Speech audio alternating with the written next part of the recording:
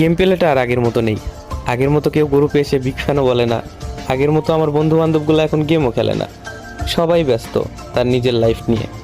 অথচ আমি এখন এই গেমটাকে ছাড়তে পারলাম না, কারণ এই গেমের সাথে জড়িয়ে আছে আমার 6 বছরের ভালোবাসা, কত আরো আবেগ।